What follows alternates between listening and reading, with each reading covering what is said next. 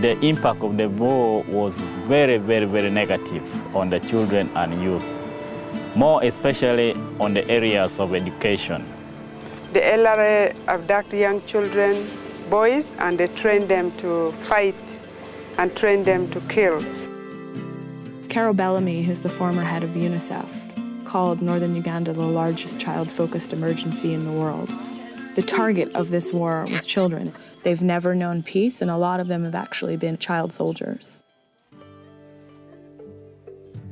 As people go back to the land, they have to reinvent their communities. They have to reestablish all of the things that make a community work.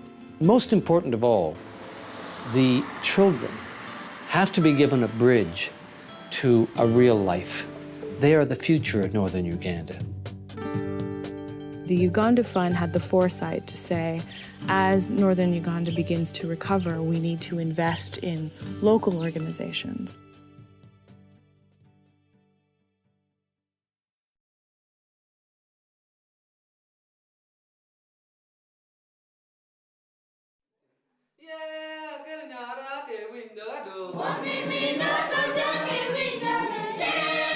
Youth Leadership Project looks at identifying scholarship students as well as youth groups in the community from across the Acholi districts of northern Uganda who are involved in some sort of income-generating activity. We plant eggplant, pineapple, tomatoes, and sugarcane also.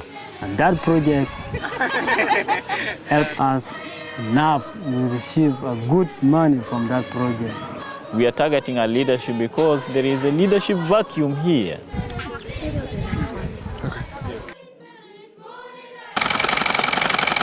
This project should be able to produce a critical mass of youth leaders.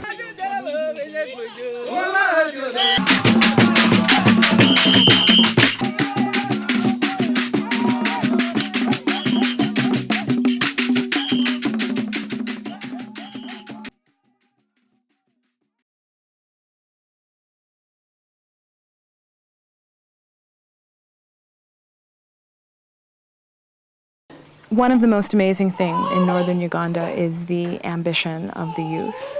Every youth and child that you talk to, the thing that they want is to go to school. The abducted girls are used as sex slaves, and most of these girls come back when they are pregnant.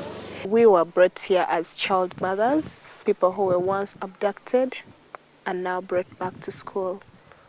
And it's a privilege for us to be brought back to school. We started this school basing on the fact that this girl could not be accepted in the formal government school because of their situation. And in 2007, we opened officially the secondary education for these girls. We have lovely teachers and we have a good daycare. We are studying with our children. You go to class with her or him. We are free. It's all about you knowing that at the end of the time, you don't have to get back to your past. You should make a future. So I feel Padre Girls Academy is a vision for all mothers.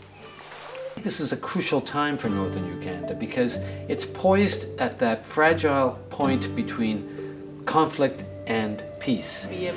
And we have to see them through that transition. To do that, it's going to need leadership, it's going to need capacity, it's going to need young men and women ready to shoulder the responsibility of moving to the next stage. I think the Uganda Fund is there for that purpose. I think we're making a difference at the moment, and I believe that with broader support, we can make a bigger difference. Perhaps, I think, a pivotal difference for the people of northern Uganda. It's the most critical point for positive investment.